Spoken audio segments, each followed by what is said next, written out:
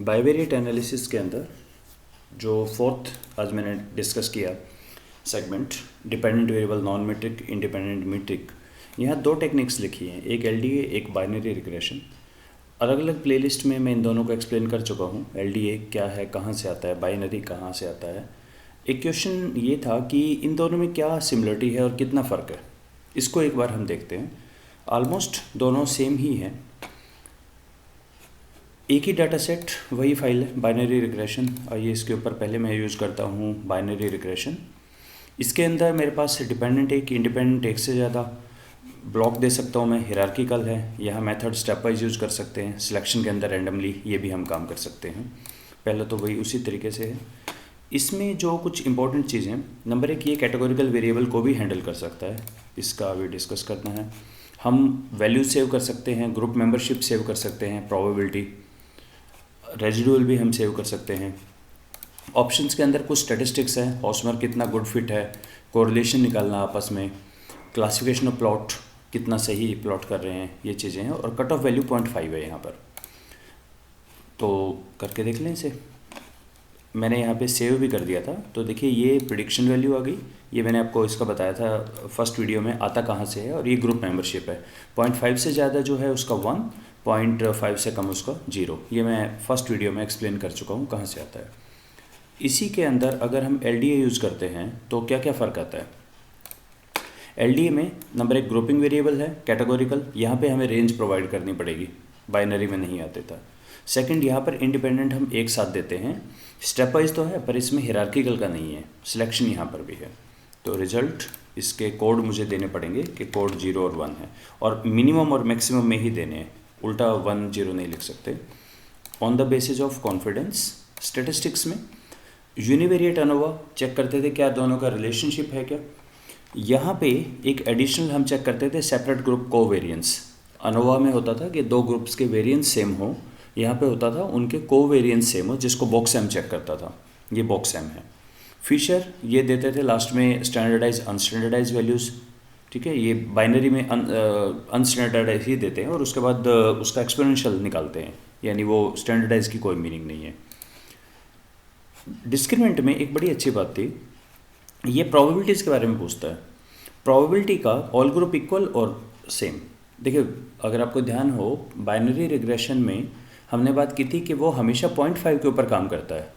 अब कोई अगर ऐसा केस हो जिसमें रियल लाइफ के बहुत ज़्यादा यस हैं और नो वाले बहुत कम हैं।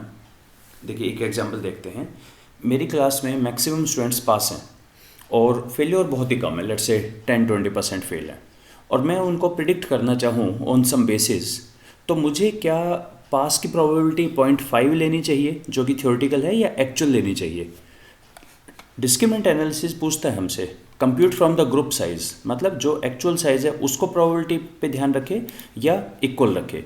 यही चीज़ डिस्क्रिमिनेंट के अंदर यहाँ पर 0.5 है, क्लासिफिकेशन कट। इसका मतलब ये आप चाहें तो चेंज कर सकते हैं, 0.5 मैंडेटरी नहीं है।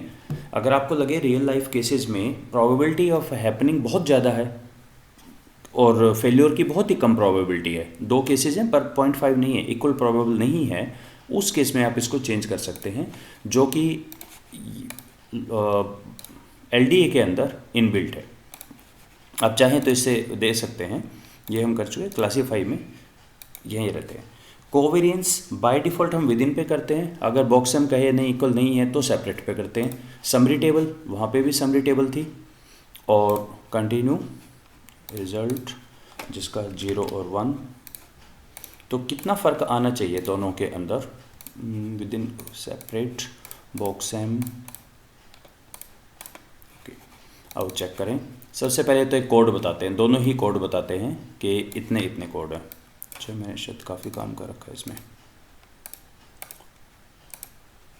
ओके। पीछे के मैं एक बार ये हटा देता हूँ, लॉजिस्टिक्स रिग्रेशन, कन्फ्यूजन ना हो। ये जो मैं डिलीट कर रहा हूँ इनको सिंटैक्स बोलते थे। ये 17 है, और लॉजिस्टिक्स में भी सबसे पहले यही बताता है कि आपका 17 समथिंग है। कोड 0 और 1 है, तो एलडीए में भी यही बताता है कि आपके कुछ 0 हैं और कुछ 1 है। ये प्रोबेबिलिटी भी बताता है, पहले आपकी इतनी इतनी प्रोबेबिलिटी थी, ठीक है। नेक्स्ट केस वाइज 8 केस थे, 9 केस थे। एलडीए में हम सबसे पहले शुरू करते हैं, क्या उनके रिलेशन है, जो मैंने आपको कहा था कि हमेशा चेक कर लेना चाहिए कि क्या डिपेंडेंट इंडिपेंडेंट या मीट्रिक नॉन मीट्रिक में रिलेशन है। वन वे एनोवा से चेक करते थे, वो आया कि हाँ सिग्निफिकेंट रिलेशन है इसमें। कोवेरियंस मैट्रिक्स क्या ये सेम है, बॉक्स एम चेक करता है, बॉक्स एम ने कहा हाँ दोनों सेम है, वी कैन गो अहेड। ये सारा मैं एलडीए के उसमें डिस्कस कर चुका हूँ। इनके अपने अपने मीनिंग है। कैनोनिकल कोरिलेशन 615, ये अगर आप सिंपल रिलेशन निकाल दें दो का, ये वही होता है कैनोनिकल कोरिलेशन। इन दोनों का कितना कोरिलेशन आएगा, 615 है।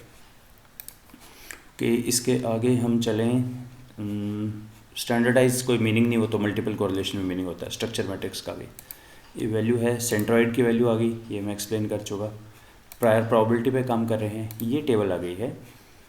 76% सही बताया है, 6, 2 और 2 और 7।